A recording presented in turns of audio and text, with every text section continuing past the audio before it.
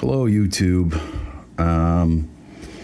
It has come to my attention, or I can't help but notice, that most people have no idea how to mount a license plate. You see really nice cars with like shitty license plate screws that are like dripping rust down the license plate, and the plates get bent and all kinds of stuff.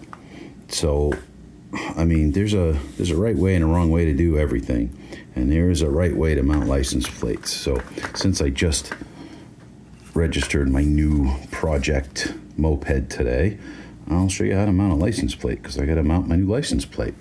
So the first thing is, and this is the real secret, license plates are stamped. They're pressed with a big machine press, and they have this sort of lip behind them. They're like a two-step in height.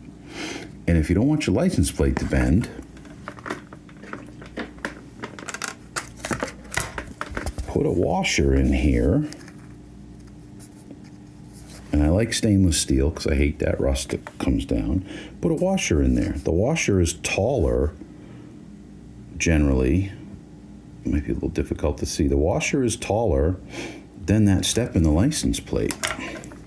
And then, if you have, I always go to Ace Hardware. I don't go to Lowe's or Home Depot to buy fasteners because they suck. They never have a good assortment of fasteners. But take the bolts out of your, whatever your vehicle came with. Come on, focus. Go to an Ace Hardware or an independent hardware store that has Fastenal or good hardware. Match it up. Every hardware store has like a bolt gauge where you can match up what you have. Your bolt will thread into one and only one of their demonstrations, and that's the size you look for. So they'll then go buy that size comparable product in stainless steel. So, and then use a washer on that side too, so you're not denting the plate that way. So I have a washer. Sorry, this is hard to do one-handed with a phone.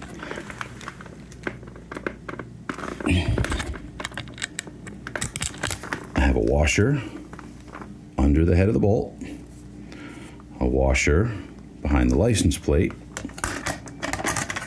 and then on this one, because I need a nut on the back of it, I'm going to use another washer behind the nut, so that goes on the bolt. But I like to use fender washers. These are great big washers. The hole is the same size in the middle. It's for the same bolt. But washers in general, washers spread out the load. The clamping force of that nut and bolt is tremendous. And a washer spreads it out so it doesn't damage things. And a fender washer spreads it out so it damages even less. It makes things really strong. So, and then if you're using stainless steel, always use a liquid lubricant or Locktite, because stainless steel can, even though it doesn't rust, even though it doesn't stain, it can actually weld itself chemically to anything that it touches that isn't stainless steel, any metal. So if you put a barrier between it, I like Locktite. This is a moped. I always like Locktite anyway. Locktite prevents things from vibrating apart. And cars and bikes, mopeds, a single cylinder, 2-stroke moped, it's going to vibrate like a son of a gun.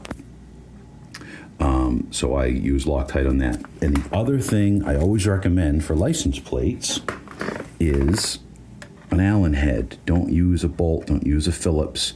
Don't use a flathead. People have those all over the place. Very few people carry Allen heads with them. So it makes it more difficult for people to steal your license plate. You can also get Torx or tamper-proof Torx. Those are usually special order, though. Most hardware stores, even the good hardware stores, don't have those. But you can order them online. But I find, I've never had a license plate stolen. I actually don't know anyone who ever has, but I believe that they're a little safer with an Allen than they are with a Phillips.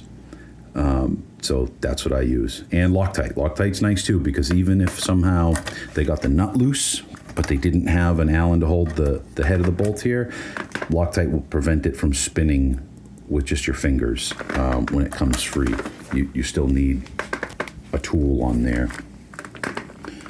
And then the last thing, if you're going off the back here, you can use also a nylock washer, or because this bolt is like protruding out into space where humans exist, I'm going to use an acorn nut on there, a rounded nut, so that the end of the bolt doesn't catch on clothes or hurt anybody.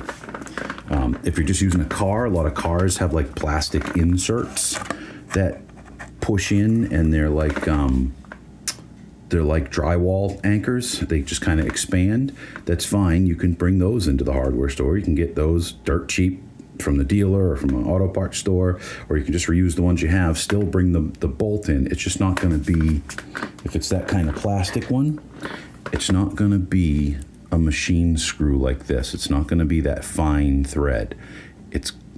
Come on, focus, will you?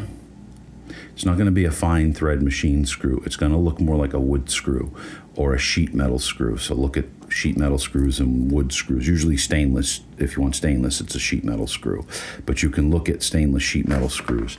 They have a coarser thread, but it's a much bigger thread. It bites into the plastic. And you can use those if you have the plastic inserts for your license plate. And my license plates will have stainless. They'll look nice. They won't have rust dripping down them, and they won't be all bent and marred. And yours don't have to either now. Good luck.